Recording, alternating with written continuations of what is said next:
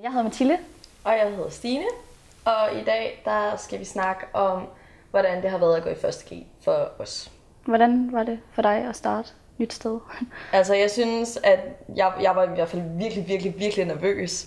Ja. Fordi at man kommer ind til et sted, og det er sådan, der er bare en masse mennesker. Du kender ikke rigtig nogen af dem, og du har fået at vide, at gymnasieniveauet er vildt højt, altså fagligt, ikke? Ja.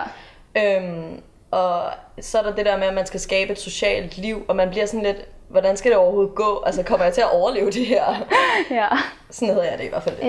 Ja, jeg tænkte også, der var mest fokus fra min side af på, at det der med, altså hvor højt er niveauet på gymnasiet i forhold til, hvad vi kommer fra folkeskolen.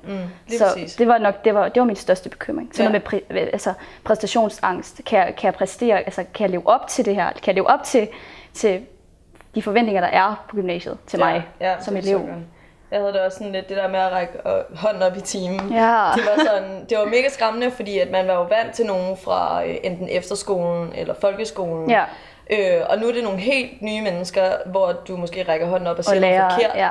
Og læreren forventer jo alligevel noget til dig. Ja, det gjorde de jo også før, men specielt nu her, når du går i gymnasiet. Ikke? Ja.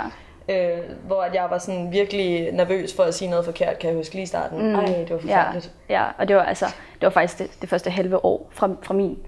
Det er nemlig ikke kun sådan den første uge eller den første måned.